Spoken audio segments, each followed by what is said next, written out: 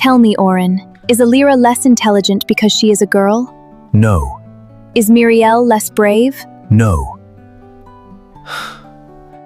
Then why should their future be smaller than a son's? I have never seen a woman rule. There is always a first.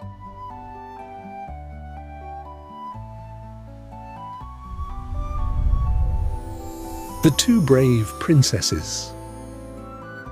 Long ago, beyond the Silver Mountains and the Sapphire Rivers, there stood a prosperous kingdom called Valerune. Its golden fields stretched as far as the eye could see, and its people lived in peace beneath the wise rule of King Orin Valahart and his beloved wife, Queen Lysandra. My queen. Though they possessed wealth, power, and the love of their people, there was one sorrow hidden within the palace walls. They had no child. For many years, the king and queen prayed for an heir. Every dawn, Queen Lysandra would kneel beside the palace chapel window. Please, grant us a child. And every night, the king would join her. One child. A child to continue our legacy. Years passed. Then, one spring morning, the royal physician hurried through the palace corridors. Your Majesty! He exclaimed. The king rose from his throne. What is it? The queen is with child. The king froze. Then tears filled his eyes. Are you certain? Without a doubt, Your Majesty. Joy spread throughout Valerune. Church bells rang, market traders celebrated, children danced through the streets. Everyone hoped for a prince, most of all the king. Every day he prayed. Let it be a son. Months later, the day of birth arrived. The palace was filled with anxious waiting. Then the cry of a newborn echoed through the halls. The midwife emerged, smiling. A beautiful daughter. A daughter? Yes, Your Majesty. Let me hold our precious one. He took the child into his arms. She had bright eyes and tiny fingers wrapped around his thumb. My precious little star. What shall we call her? Princess Elyra. Years passed. Elyra grew into a cheerful and clever child. Then, 5 years later, the kingdom celebrated again. Another baby was born, another daughter. The king held the infant gently. Little girl. A sister! She's so tiny. She's perfect. And this one? Her name is Princess Mirielle. Our family is complete. Yet deep inside his heart, worry remained. Who would inherit the throne? Who would rule Valerune? Who would protect the kingdom? Whenever King Orin attended gatherings with neighboring rulers, the same cruel questions followed him. Hail the king! One king smirked. Tell us, Orin, who shall sit upon your throne after you? Will one of your daughters command armies? That remains to be seen. Women are not made for war. You should take another wife. To our continued friendship, perhaps then you'll finally have a son. The king returned home each time with a heavy heart. One night, Queen Lysandra awoke and found him standing beside the window. Moonlight washed over his troubled face. She walked quietly to him.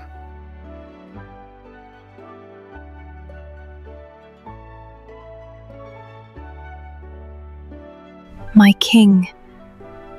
My queen. What burdens your heart?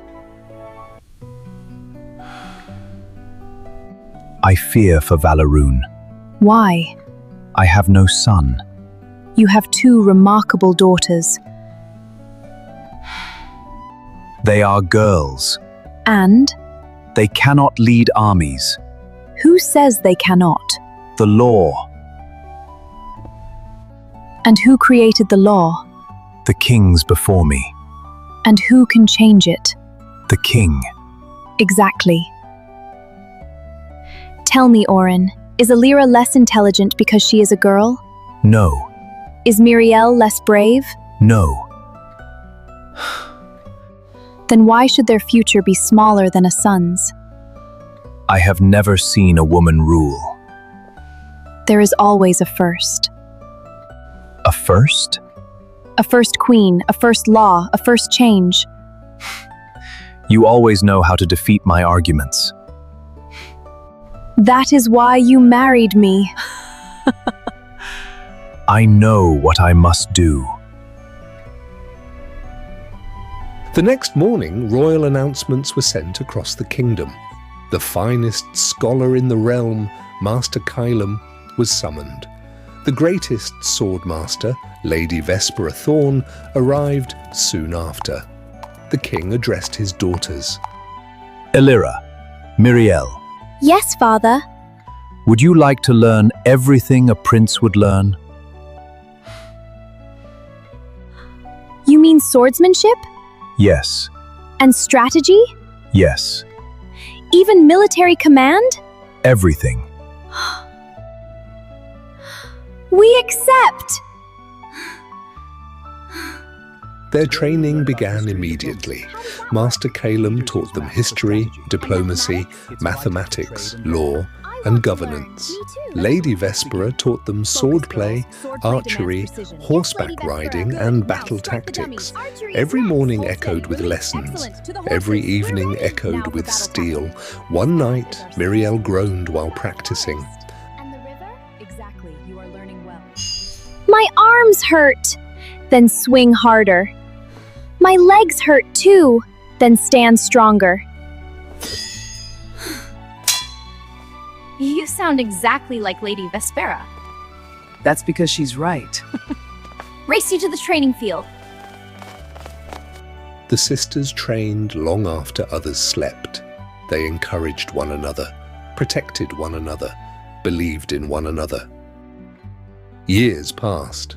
The little princesses became extraordinary women. Princess Elyra was wise, fearless, and graceful. Princess Mirielle was brilliant, compassionate, and sharp-minded. Together they led military campaigns. Together they solved disputes. Together they earned the love of the people. Often soldiers would whisper, I would gladly follow Princess Elyra into battle, and Princess Mirielle could outthink any general alive. King Orin watched proudly. The eastern flank is vulnerable here. We can reinforce it with cavalry. My daughters, my greatest achievement. News of their accomplishments spread across the continent. Soon princes from powerful kingdoms arrived seeking marriage. Each was politely rejected. Among them came Prince Vaelor Draven, heir to the mighty kingdom of Thornmere. Handsome though he was, pride poisoned his heart. When Elyra declined his proposal, his face darkened. Will you give me your hand in marriage? I am not ready to marry. I understand. You refuse me? I do. You would reject a future king? I would. You will regret this. No, Prince Vaelor, I won't.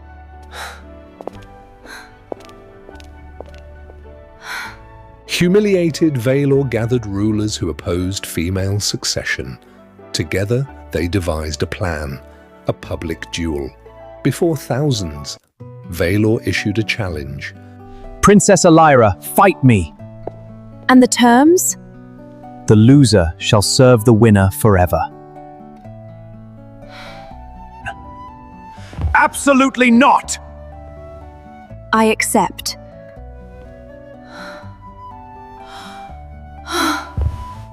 Elyra, I must. We'll prepare together.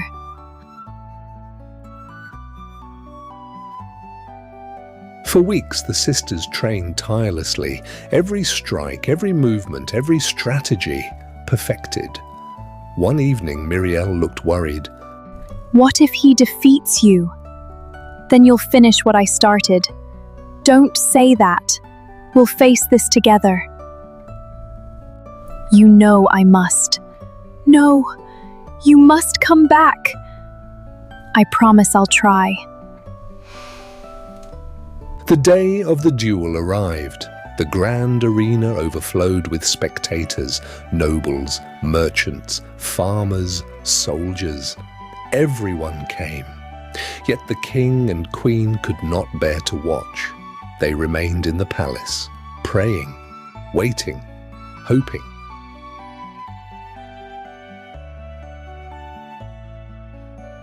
Steel clashed. The battle began. Vaelor attacked fiercely. Elyra met every strike.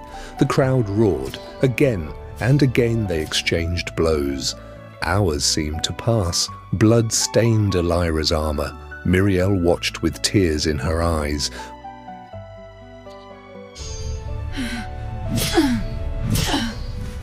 Please, please don't fall. You're weakening. You talk too much. Then fight!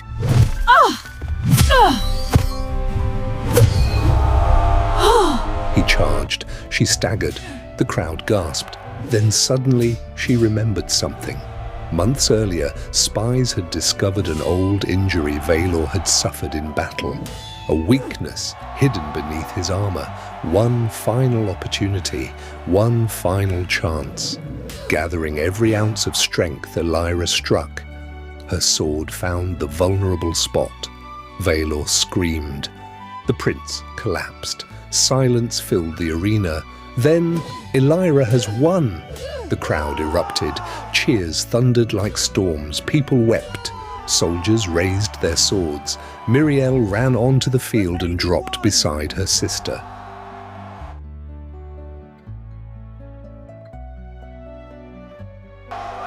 Sister, are you all right? I'm fine. We won.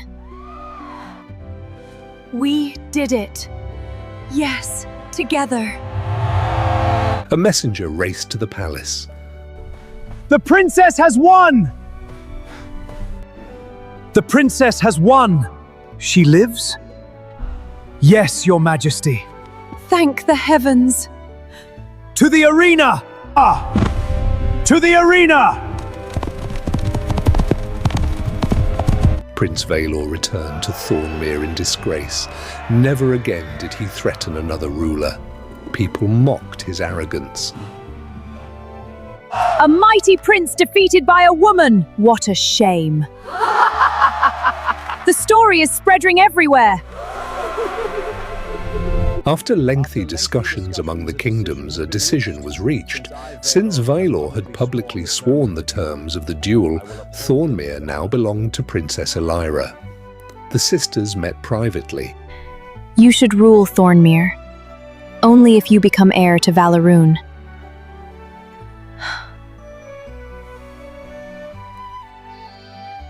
Agreed. And so it was decided. Princess Elyra became Queen of Thornmere. Princess Mirielle became heir to Valerune. Years later, love entered both their lives. Queen Elyra married Rowan Ashford, son of Valerune's Grand Marshal, a man known for courage, wisdom, and unwavering honor. Princess Mirielle married Rowan's younger brother, Lucien Ashford, a gifted leader admired throughout the kingdom. Queen Elyra, do you take Rowan Ashford to be your husband? I do. Princess Mirielle, do you take Lucien Ashford to be your husband? I do. With this ring I thee wed. With this ring I thee wed. Their weddings lasted 7 days and 7 nights. Music filled the streets. Lanterns illuminated the skies. The people celebrated as though stars had descended from heaven. When Queen Elyra finally ascended her throne, rulers from every kingdom attended. The grand hall fell silent as she rose to speak. She looked across the gathered nobles. Then she declared, Rulers from every kingdom, I thank you for attending this ascension. Together, we shall forge a new era of peace and prosperity. Today, we begin a new age.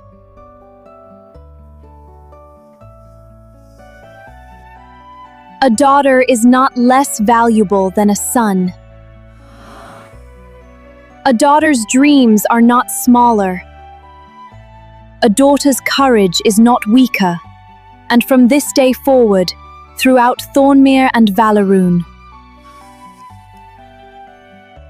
daughters and sons shall possess equal rights to inherit, lead, and rule. Thunderous applause filled the hall. Queen Elyra smiled, not because she had won a kingdom, not because she wore a crown, but because generations of girls yet unborn would now grow up knowing that their future belonged to them. And thus, under the reign of two remarkable sisters, the kingdoms flourished for many generations, becoming symbols of wisdom, courage, and equality throughout the world. And their story lived on forever. And you make us proud. We promise a future of prosperity. Hello. Thank you so much for taking your time to watch this video. I hope you enjoyed it. Like, share, and subscribe for more. See you in our next video. Bye.